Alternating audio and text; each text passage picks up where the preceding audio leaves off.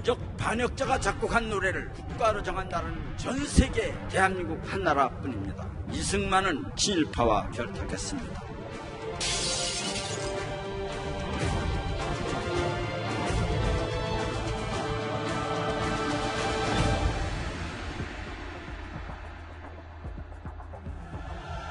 광복 회장이 좀 더 강하게 말씀했다. 그 정도이겠죠. 차분하게 따져보지 않고 들어가볼 떠는 것은 또 웬일인가.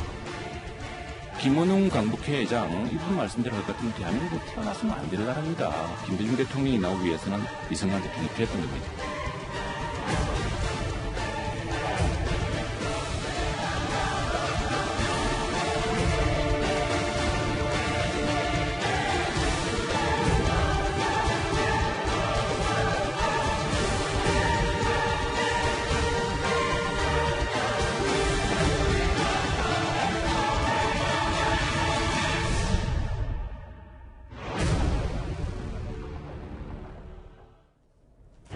예. 이틀 전 광복절 경축식에서 김원웅 광복회장이 한 기념사를 놓고 논쟁이 붙었습니다. 본격적인 얘기를 저희가 해보기 전에요. 먼저 논란이 됐던 김원웅 회장의 기념사부터 들어보겠습니다. 민족 반역자가 작곡한 노래를 국가로 정한 나라는 전 세계 대한민국 한 나라뿐입니다. 이승만은 반민특위를 폭력적으로 대체시키고 친일파와 결탁했습니다. 서울 현충원에서 가장 명랑이라고 하는 곳에 일제의 빌부터 독립군 토벌에 앞장섰던 자가 묻혀 있습니다. 이 얘기를 좀 시작을 해보겠습니다. 이현정 의원님. 네. 특히 애국가를 다 듣고 우리가 국민대를 마친 다음에 이제 안익태 선생을 민족 반역자라고 친하고 이제 김원웅 광복회장 이런 얘기를 했기 때문에 여기부터 지금 논란이 불붙었거든요. 참 그 김원웅 광복회장의 이야기가 참 이 지난 75주년 광복절을 맞이한 날 국민들의 마음을 굉장히 불편하게 한 것 같습니다. 이게 사실 우리가 뭐 해방이 되고 난 뒤에 바로 이런 이야기를 하면 모르겠지만 지금 벌써 75년이 지난 상황 아니겠습니까? 더군다나 이제 애국가를 지금 이 행사에서도 애국가가 제창이 됐어요. 애국가를 안익태 선생이 작곡했다고 해서 이제 이거를 민족 반역자가 작곡했다고 이야기를 하는데 안익태 선생의 그동안 어떤 친일 행적에 대해서는 일부 논란이 된 바 있습니다. 그러나 이 애국가라는 것이요. 기본적으로 그 국민들의 어떤 정서와 국민들의 역사의 기록들을 다 반영하는 거 아니겠습니까? 단지 그 사람이 누가 작곡했냐에 따라서 그렇게 따진다면 지금 미국의 국가도 마찬가지로 영국인이 작곡을 했고요. 그리고 프랑스의 지금 르마에스에도 마찬가지입니다. 자, 그렇다고 한다면 세상의 어떤 면에서 보면 모든 것을 저렇게 이야기를 한다고 한다면 우리가 부를 게 어디가 있겠습니까? 즉 애국가라는 게 그 75년 동안 우리가 쌓아왔던 역사의 증인이고 또 우리 국민들의 하나의 어떤 그 감정의 어떤 그 결과물 아니겠습니까? 그걸 지금 당장 없애겠다? 이야기를 하는 것들 과연 얼마나 국민들이 이해를 할지 모르겠어요. 더군다나 이승만 전 대통령에 대해서 아예 대통령 이름을 붙이고 있지 않은데요. 생각해 보시면 우리가 광복에 있는 반면 또 하나의 우리가 6.25 전쟁을 통해서 자유대한민국을 만든 또 하나의 역사가 있습니다. 네. 자, 그러면 하나의 역사만 인정한 하나의 역사는 부정하겠다는 것인데 그렇다면 지금 이 김 회장이 이야기하는 대한민국은 어떻게 해서 구성이 되는 것인지 과연 그렇다면 6.25 전쟁에 대해서는 어떻게 생각하는 것인지 그 부분을 묻지 않을 수가 없습니다. 이 김원웅 회장이요. 그런데 지방에서 대독으로 전한 기념사 내용은 더 셌던 것으로 전해지고 있습니다. 그런데 오늘 한 라디오에 출연해서 김원웅 회장 논란의 발언을 이어갔습니다. 과도하게 셀프 공격 미화시켜서 했거든요. 비디오가 난 그날 그 백선미 장군이 입고 있던 군체 일사단이 그 안에 백선미 안 나타났고 그래가지고 그 일사단에 있는 참모들이나 장교들이 민들이 좀 장군은 없는데 그 다음날 할 수 없이 이제 좀 녹취를 했습니다. 그것만 가지고 사형감이거든요, 사실. 장혜철 평론가님, 오늘 또 새롭게 본인이 주장한 내용은 얼마 전에 한 달 전쯤에 고인이 된 백선엽 장군은 사형감이다 이런 발언을 이어갔거든요. 저런 발언은 인터넷에서 요즘 네티즌들은 아무 말이라고 합니다. 그런데 이분이 이렇게 아무 말이라고 할 수 있는 권한을 누가 줬을까? 광복회장이 아니면 이분이 무슨 생각을 하든 무슨 말을 하든 언론이 조명하지 않거든요. 결국에는 김원웅 이분을 논란이 많은 분임에도 불구하고 광복회장으로 임명한 정부의 처사 자체가 저는 첫 단추를 잘못 끼운 게 아닌가 하는 생각을 강하게 할 수밖에 없고요. 역사적 인물들이 대부분 공과가 있죠. 근데 제가 뉴스 탑10에 나올 때마다 강조하지만 지금의 대한민국, 우리가 살고 있는 현재의 대한민국에 가까운 시점에서 더 많이 기여를 한 부분이 있다면, 그리고 그 과 같은 경우는 상대적으로 더 과거의 일이라면 현재 시점에서의 어떤 공로에 초점을 맞추는 게 대다수 국가들이 역사적 인물에 대해서 취하고 있는 평가라고 봅니다.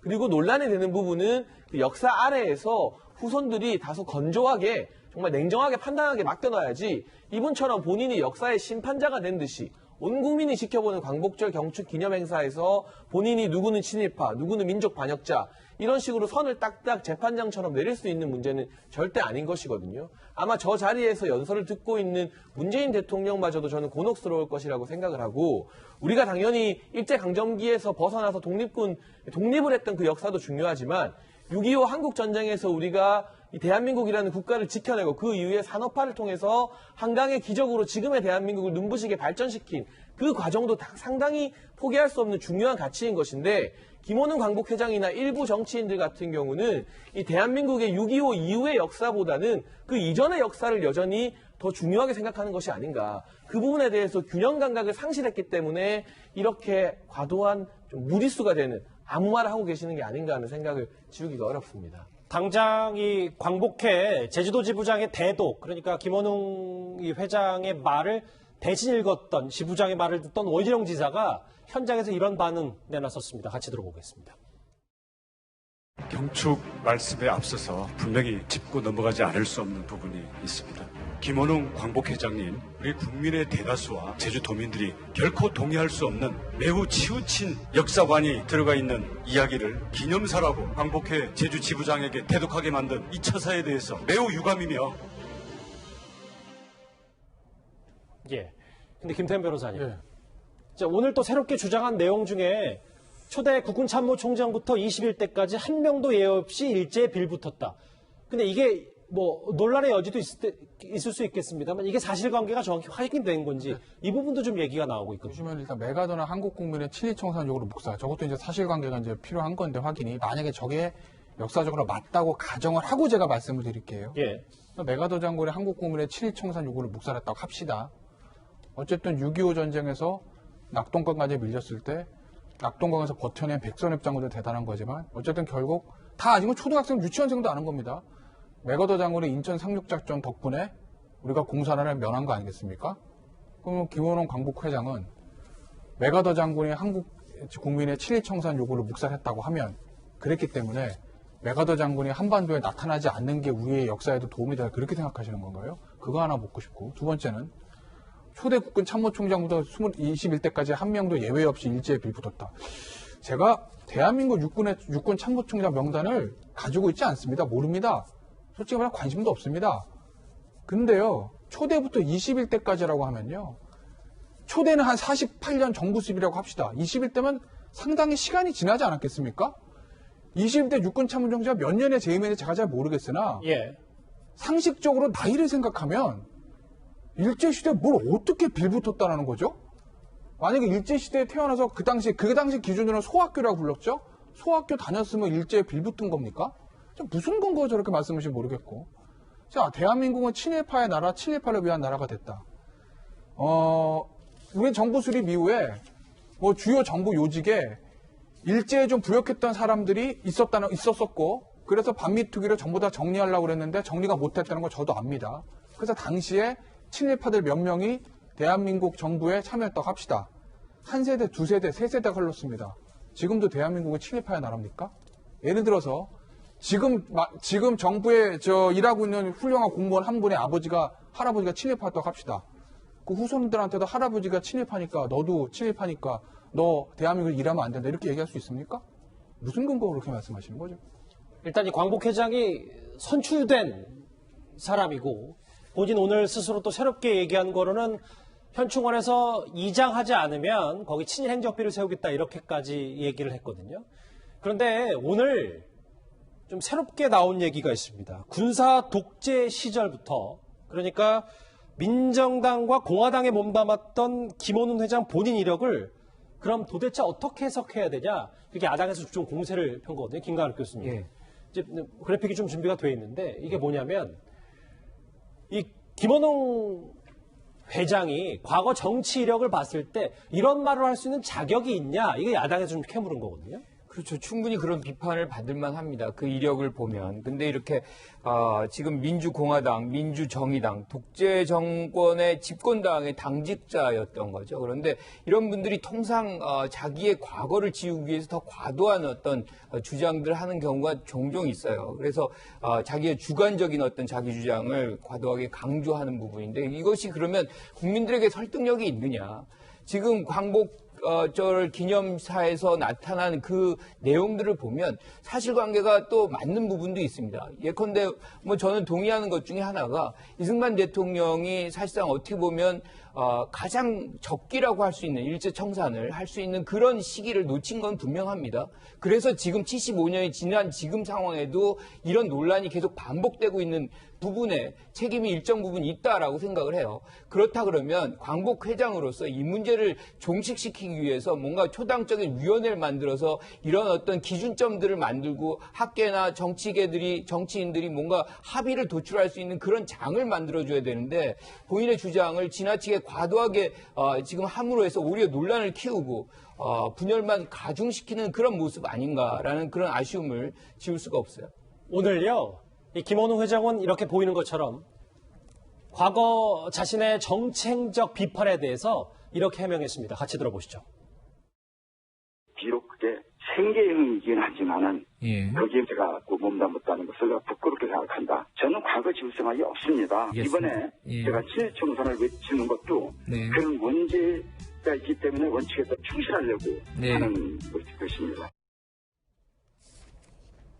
이현정 의원님, 유신에서 같이 일을 하지 않았냐, 군사 독재 시절에 요직을 다 맡지 않았냐라는 질문에 자기는 생계 때문에 어쩔 수 없다는 게 지금 김원웅 회장의 설명이거든요. 그러면 비슷한 세대인 고 김근태 의원과 장기표 선생은 그럼 생계가 문제가 없었기 때문에 민주화 운동을 했나요? 생계가 문제가 없어서 고문당하고 독재 시절을 견뎌왔습니까?